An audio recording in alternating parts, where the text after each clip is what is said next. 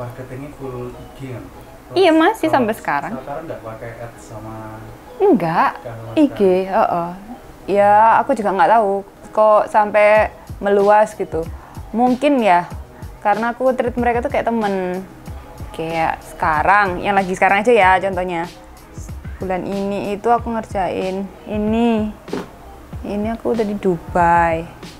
Terus yang di dalam tadi itu India sama ada US, tapi ini dalam proses pengerjaan ilustrasi.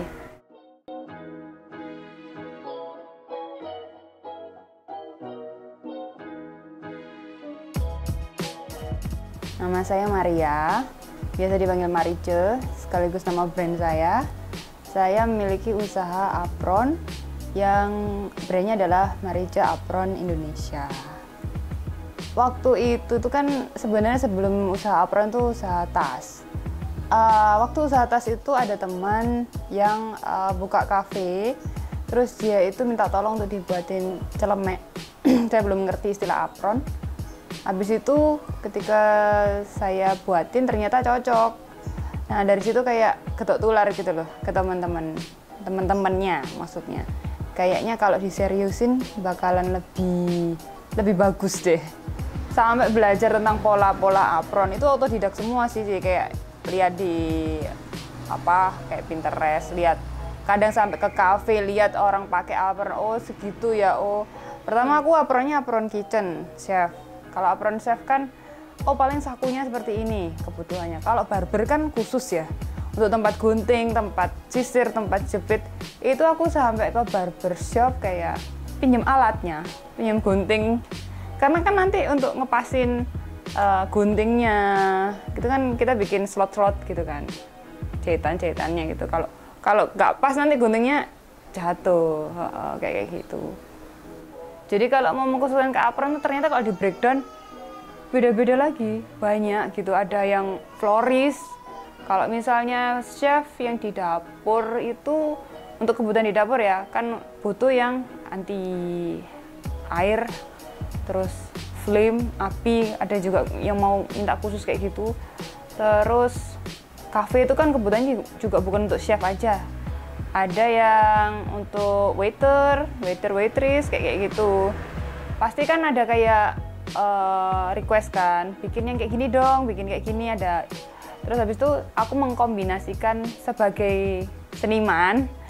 Aku kan suka ngelukis, jadi ya ilustrasi-ilustrasi yang tak bikin itu tak coba combine sama apron. Jadi aku apply ke apron kayak gitu. Jadi apronnya akan berbeda dengan yang lain kayak gitu. Kalau apron pertama yang dibuat atau yang lakunya itu apronnya gimana? Kalau awalnya itu kan dulu masih inget nggak zaman awalnya barista di Indonesia tahun 2000 berapa? 16, 15 kan booming ya. Ya, itu kan mulai booming. Nah dari situ tuh ada teman yang buka kafe kopi indie kan, banyak kan. Mereka tuh kan kayak berlomba-lomba. Aku pengen punya apron, ternyata tak pikir apron tuh ya seragam gitu. Ternyata ketika aku kayak waktu itu nganterin personal ya, misalnya ada kafe ini pesen, terus aku tuh datang misalnya malam gitu, datang ini ngasihin langsung personal langsung, nggak pakai kayak JNE atau kayak sebagainya. Itu menerimanya kayak wah ini apronku gitu, kayak apron tuh segitunya ya ternyata. Jadi kayak oh jadi apron tuh sangat ada nilai gitu loh, bukan cuma sekedar seragam. Jadi kayak mereka ada pride-nya kalau pakai apron. Kayak ada yang cuma satu kafe cuman 3, 4, 6. Terus aku dapat customer lagi kafe yang gede kayak My Kopi O, dari luar negeri juga ada gitu. Jadi kayak oh ternyata apron ini bisa gini gitu loh. Padahal niche banget kan, maksudnya scope-nya kan kecil. Iya makanya itu jadi ya. Sampai dapat customer luar negeri ini gimana? Iya, jadi waktu itu tuh nggak sengaja juga karena aku itu medianya cuma Instagram dan itu bukan yang berbayar, bukan sponsorship, bukan. Jadi aku waktu itu cuman main kayak hashtag gitu loh. Terus habis itu ada satu tahun pertama, aku masih inget itu barber. Nah itu yang akhirnya aku pinjam alat barber lokal. Waktu itu ada customer luar negeri dari Perancis, jadi dia baru buka itu barbershop, nggak tahu dia searchnya apa, kok tiba-tiba dia komentar. Terus habis itu dia DM kan, dia tanya bisa nggak bikin laporan barber. Terus aku coba browsing barber itu kayak apa. Dia ngasih tahu kayak gini loh. Oh, aku bilang oke, bisa. Padahal aku juga nggak ngerti kan, slot kan barber tuh lebih khusus, slot jepit, slot sisir, slot gunting, aku nggak tahu. Terus habis itu ya apa ya, di sini juga pada barbershop ya, pinjem gitu, pinjem paling nggak ya kan guntingnya barber kita nggak tahu, ternyata kan macam-macam, ada yang gunting yang kecil, sedang, oh begitu. Jadi karena dibolehin, jadi ya wes udah, aku bisa bikin mal sakunya. Aku kirim ke Prancis, ternyata pas, jadi kayak wah ya wes lah, laki lah. Terus dari situ kayak word of mouth, jadi dia kayak ketok tular ke temennya kayak gitu. Terus ada lagi itu kan barber, ada lagi yang ke luar negeri chef, ya ketok tular kayak gitu. Jadi ya aku juga nggak tahu kok sampai meluas gitu. Mungkin ya karena aku treat mereka tuh kayak temen, jadi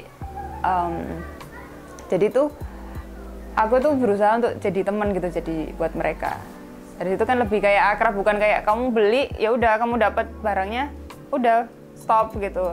Nah aku berusaha untuk jadi teman, jadi akhirnya kayak mereka lebih enak aja karena kita kan nggak pernah ketemu. Kalau nggak ada trust satu sama lain kan kita nggak bisa kan kayak relation sebagai pembeli dan penjual itu kadang-kadang kalau nggak ada kepercayaan satu sama lain itu paling nggak pernah ketemu ya. Jadi kayak maksudnya ya udah gitu aja, B aja ternyata gitu kan, males gitu. Jadi ya itu aja sih kuncinya. Prosesnya di sini, proses buat apron. Ya proses buat apron ya bikin mal dulu. Jadi pertama kan aku bikin mal. Kalau dulu tuh kan semuanya aku. Ya sekarang ada yang bantuin ya, ada tim. Jadi dulu yang ngemal kayak gitu, habis itu ya dijahit kayak biasa, kayak baju gitu, ngemal gitu terus. Cuman kan itu bedanya, kalau baju kan keseluruhan, covering semua tubuh gitu kan. Tapi kalau apron kan cuma half aja. Secara ergonomis, lekuannya itu proporsi nggak sama tubuhnya orang gitu kan. Sama sih. Gimana kalau misalnya nggak ketemu orangnya terus kita tubuh orang? Iya ya itu aku juga nggak tahu kok iso pas ya. Jadi aku ya memang kalau custom itu kan memang berdasarkan personal request.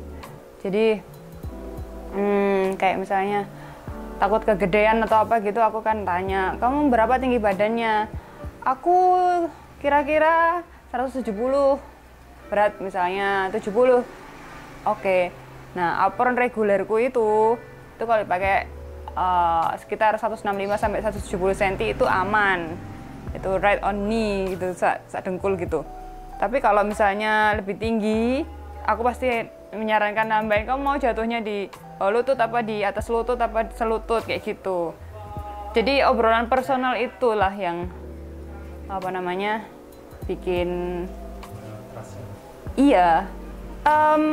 Sampai aku pernah ya di customerku yang Perancis itu, yang barber tadi tuh, karena waktu awal-awal itu kan aku cari aksesoris kayak strap, cantolan itu kan aku belum tahu yang kualitasnya bagus kayak gitu kan. Jadi ya aku cari sekitaran Surabaya aja. Ternyata waktu dia pakai itu kayak patah gitu. Patah, jadi cantolan itu aku pikir dari besi. Aku nggak mau customer kecewa. Ongkos kirim sini ke Prancis itu kan lumayan. Tapi karena aku nggak mau customer kecewa, aku kirim lah cantolan itu cuma 2 biji. Perancis. Ongkos kirim 700.000. Tapi dari situ tuh kayak happiness-nya dia tuh kayak kita tuh nggak bisa bayangin gitu. Happy banget ya. Padahal ya cuman gantiin cantolan, tapi ya apa ya, 700.000 oke lah, demi sustainability hubungan sama dia gitu kan. Jadi ya enggak apa-apa kayak gitu. Apa mereka ngikutin case-nya gimana? Jadi apa mereka biasa ngirim langsung gambarnya sendiri? Iya, biasanya itu mereka kasih tema. Memang harganya akan beda ya. Maksudnya karena kan aku kan mengeluarkan effort lebih tuh. Kalau misalnya custom apron, jadi ya karena mereka ngelihat referensi di Instagramku, itu kan Instagram apron dan Instagram personal, soal yang lukisanku, dia tuh kayaknya aku percaya stylenya kayak apa, tapi aku mau temanya kayak gini.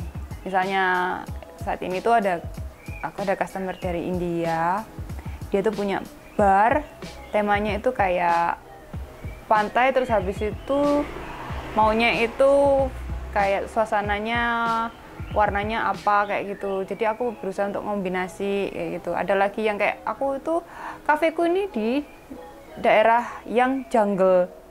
Jadi ada waterfall, ada gemericik air kayak gitu, terus ada pohon-pohon tinggi kayak gitu. Nah, aku berusaha untuk iya tak visual nang gini apron. Kalau dari yang di luar negeri itu biasanya 1 tahun ini ada berapa pesanan dari luar negeri? Kayak sekarang, yang lagi sekarang aja ya contohnya. Bulan ini itu aku ngerjain ini aku udah di Dubai. Terus yang di dalam tadi itu India. Sama ada US, tapi ini dalam proses pengerjaan ilustrasi. Temanya dia mau kayak makaron. Kalau rata-rata harganya apron berapa? Macam-macam. Ada yang 200, ada yang 300, ada yang 400, ada yang 500, ada yang kalau full leather ada yang di atas 1 juta.